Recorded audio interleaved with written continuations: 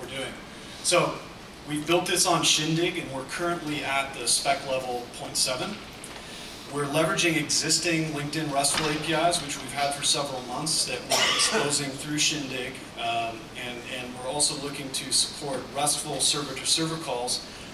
It still remains to be seen if, as I think Dan was mentioning earlier, that we're 3 to 4 weeks away from some of these things being into Shindig 0.8. Hopefully, if that happens in the right time frame, we're going to be able to leverage that. Otherwise, we may just expose our existing RESTful APIs for our OpenSocial partners.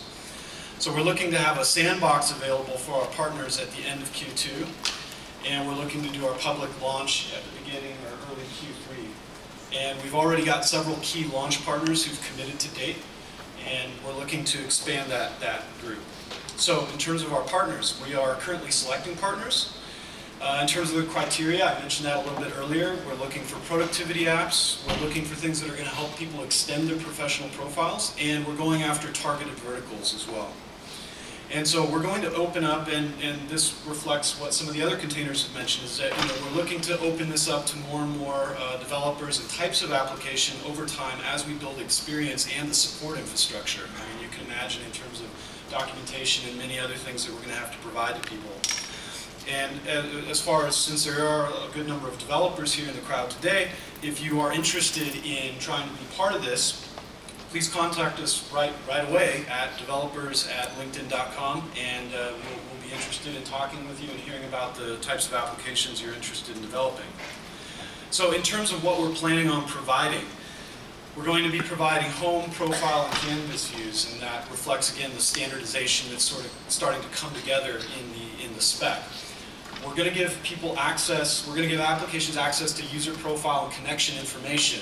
Now, at LinkedIn, we've always made it a very strong point to protect the privacy of people's data, and so we are going to have a rich set of controls around that information. But you can imagine that once users have given some sort of explicit permission, the application is going to be able to get at a wealth of profile and connection information. You're also going to have access to one-to-one messaging, so this is going to allow for a distribution model to get more people to install the application, and also the ability to post to people's network updates feeds. So other people in their LinkedIn network are going to be able to see how they're interacting with these applications.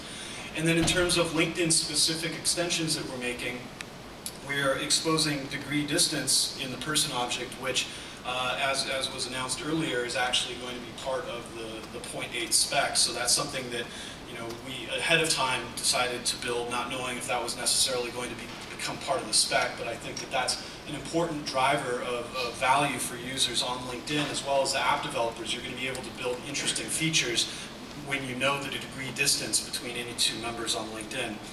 And finally, we're also going to be exposing the number of connections, so you'll be able to get some interesting information and potentially try to drive growth in the network density because of that. So that's basically my presentation. Is there any questions anybody has?